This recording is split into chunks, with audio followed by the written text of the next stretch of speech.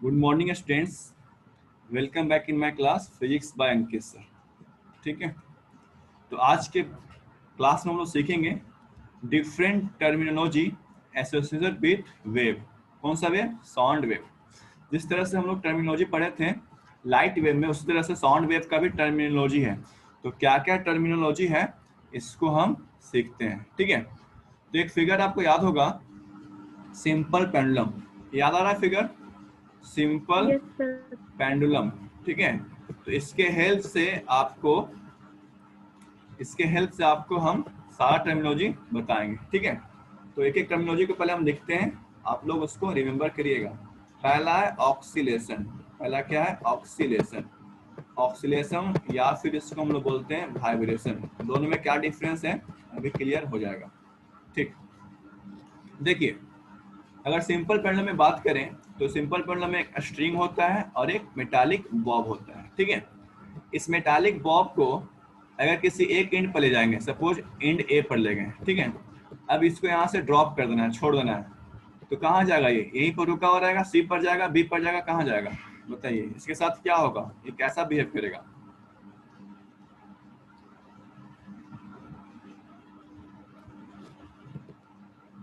Very good. कैसा behave करेगा?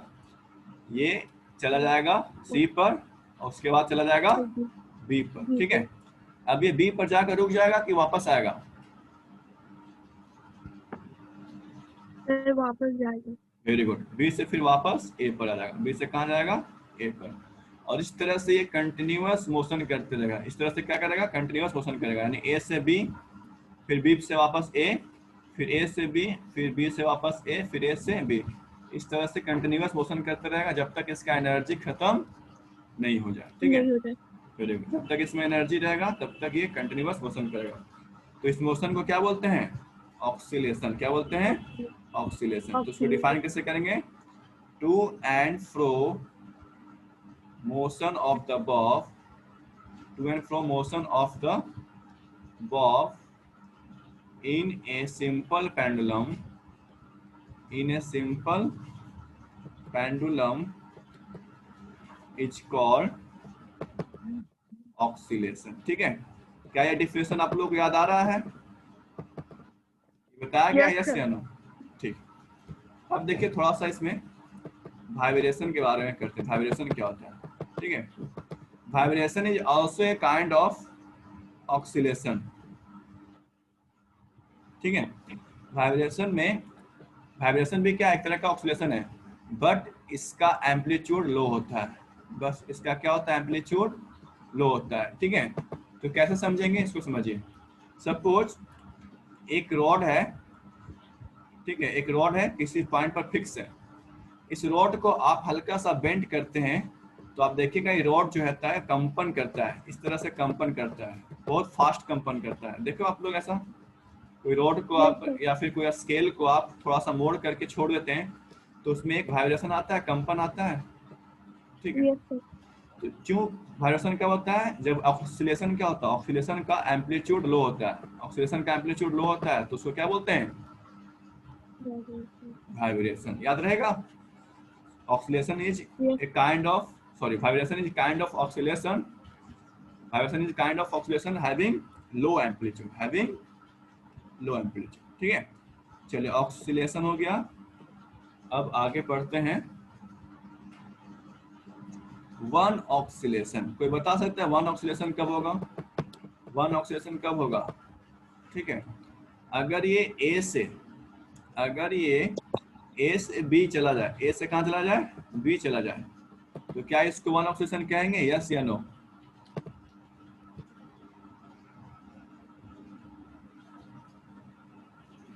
Yes शायद। Very good. तो बताइए वन ऑक्सीलेशन कब कहेंगे? ए से बी इसको भेज दें, ए से बी भेज दें तो इसको वन ऑक्सीलेशन नहीं कहेंगे। ठीक, तो कब कहेंगे? Yes, Kundan Kumar, right answer. Very good, yes right answer. A से बी जाने के बाद इसको वापस बी से ए आना है। ए से बी जाने के बाद उसको वापस कहाँ आना है? बी से ए। ठीक, यानी वन ऑक्सीलेशन किसको कहेंगे?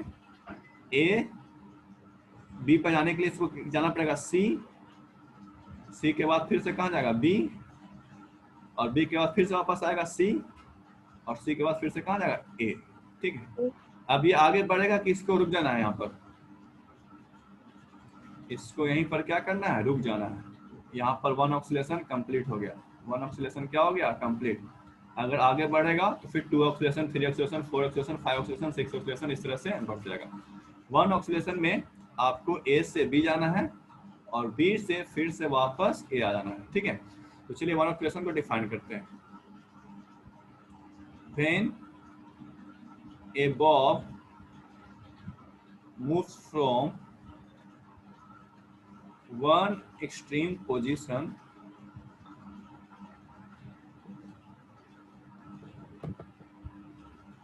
to the another extreme position,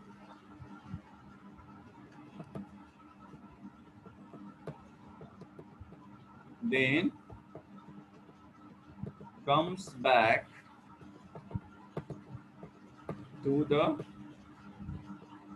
initial position. This is called one oscillation. Yes, students, are you getting this or not? Yes, sir. यहाँ तक सबको क्लियर है? इसको नोट कर लीजिए जल्दी से। नेक्स्ट क्या है, टाइम पीरियड। ठीक है, टाइम पीरियड क्या होता है, किसी को पता है? Yes, Ashish Kumar, right answer, very good. Riya Rai, Suraj Suhani, very good, fantastic, बहुत अच्छा। सिंपल सा डिफरेंस है, time taken to complete 1 oscillation, time taken to complete 1 oscillation. ठीक है, ऑक्सीलेशन को शॉर्ट में लिखते हैं, इज कॉल्ड टाइम पीरियड। इसका ऐसा यूनिट क्या हो जाएगा, ऐसा यूनिट होता है इसका सेकंड। ठीक है, चलिए तो एक क्वेश्चन आपको हम देते हैं, फटाक से इसको करिए तो क्वेश्चन को।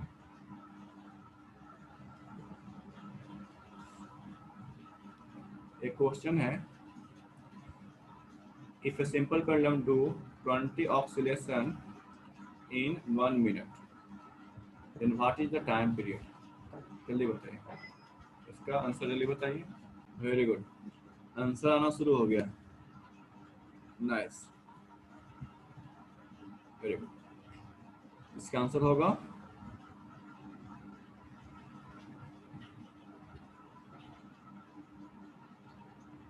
3 सेकेंड। ठीक है, कैसे, तो देखिए 20 ऑक्सीलेशन 1 मिनट। ठीक, अभी आपको बताएं टाइम पीरियड कैसा यूनिट होता है, सेकंड, तो 1 मिनट को किस में लिखेंगे, सेकंड में, तो 60 सेकंड। ठीक है, आप लोग यूनिटरी मेथड पढ़े होंगे। अगर 20 आम का दाम 60 रुपया है, 20 मैंगो का जो दाम है वो 60 रुपीज है, तो एक मैंगो का दाम कितना हो जाएगा, 60/20 यानी कितना, 3 रुपीज। ठीक है, तो यही मेथड आपको लगाना है। यहाँ पर रुपया नहीं है, यहाँ पर आम नहीं है, यहाँ पर 20 ऑक्सीलेशन है 60 सेकंड में। ठीक है, तो 1 ऑक्सीलेशन कितना सेकंड में हो जाएगा, 3 सेकंड। क्लियर, सबका आ गया होगा आंसर, है ना। नेक्स्ट टॉपिक है, अगर इसको हम फार्मूला लिखना चाहें तो इसका फार्मूला लिख लीजिए जल्दी से आप लोग।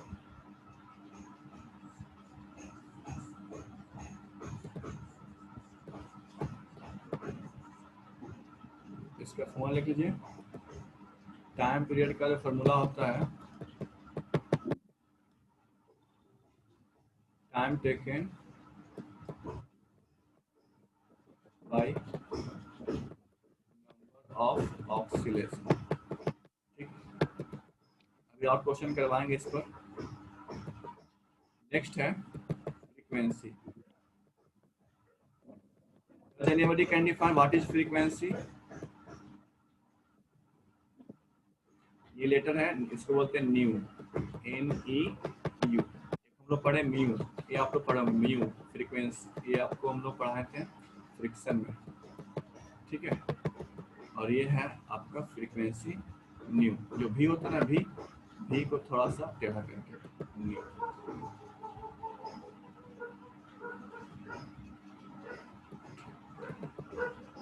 एस भी होता है और न्यू भी होता है symbol.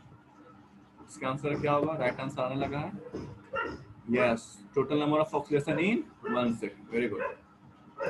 Total number of oscillation in 1 second is called frequency। इसका यूनिट क्या होता है? इसका यूनिट होता है हर्ट्ज, HERTZ। सिंबल है कैपिटल H स्मॉल z, ठीक है। 1 हर्ट्ज इक्वल टू होता है 1 बाई, आप इसको बोल सकते हैं 1 hertz equal to per second, 1 by equal to 1 by 1 second, ठीक है। पर सेकेंड मतलब 1 upon second, 1 hertz equal to होता है 1 अपॉन सेकेंड, ठीक है। ये क्या बताता है? It tells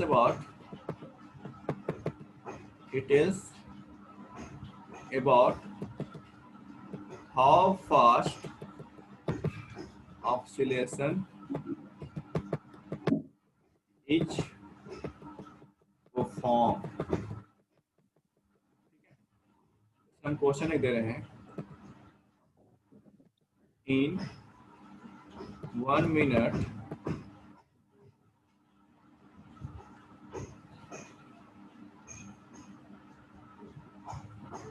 330 oscillation is completed, and what is the frequency? Frequency कितना हो जाएगा? जल्दी बताइए।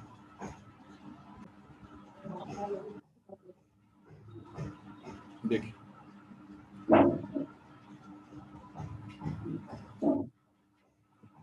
फ्रीक्वेंसी क्या बोलता है? फ्रीक्वेंसी बोलता है कि 1 सेकंड में कितना ऑक्सीलेशन परफॉर्म करता है, ठीक है। तो 1 मिनट में, यानी इसको लिख सकते हैं 60 सेकंड में, 60 सेकंड में कितना किया था? 330 ऑक्सीलेशन, है ना। तो 1 सेकंड में कितना करेगा? तो 1 सेकंड में कितना हो जाएगा? 330 बाई 60, ठीक है। ये कितना हो जाएगा? अगर इसको लेके 11/2 तो कितना रहेगा? 5.5 हर्ट्ज, ठीक है, 5.5 हर्ट्ज। अगर इसी क्वेश्चन में हमको टाइम पीरियड निकालना रहेगा तो कैसे निकालेंगे? तो टाइम पीरियड के लिए क्या करना होगा? टाइम, अगर इसी क्वेश्चन में हमको टाइम पीरियड निकालना है तो फिर से मेथड निकालेंगे। 330 ऑक्सीलेशन कितना मिनट में? 1 मिनट में। 1 मिनट को लिख सकते हैं 60 सेकेंड। टाइम पीरियड निकालना है हमको कितना ऑक्सीलेशन का? 1 ऑक्सीलेशन का। 1 ऑक्सीलेशन का टाइम पीरियड निकालने के लिए क्या करेंगे? 60 second by how many oscillation? 330। ये हो जाएगा 2/11 सेकेंड, ठीक है। यानी 0 पॉइंट कितना हो जाएगा? 17 सेकेंड, ठीक है। How many students? 0.70 0.70 नहीं 17, ठीक है। How many students got this point? कितने लोगों के पॉइंट समझ में आ रहा है? फ्रीक्वेंसी का फॉर्मूला क्या हो जाएगा? फ्रीक्वेंसी का फॉर्मूला हो जाएगा नंबर ऑफ ऑक्सीलेशन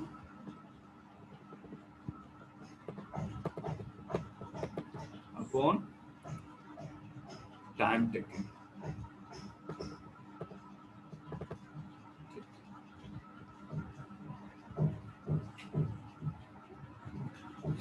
नोट कर लीजिए फॉर्मूला, ठीक है।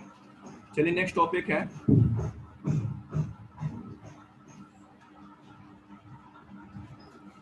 रिलेशन बिटवीन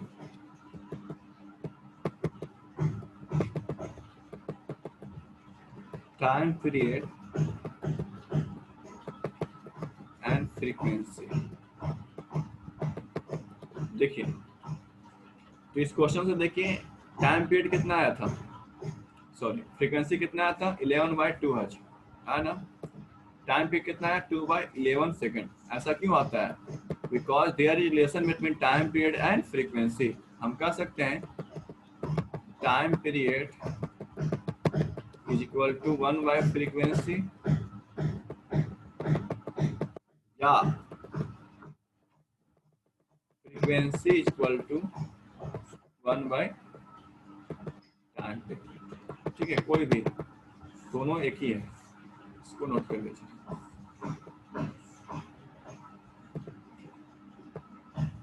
ठीक, यहाँ तक नोट कर लीजिए। होमवर्क में ये वाला क्वेश्चन आप लोग नोट कर लीजिए। ठीक है, तो आज के लिए इतना ही रखते हैं, मिलते हैं आप लोग से नेक्स्ट क्लास में। तब तक के लिए thank you and have a nice day.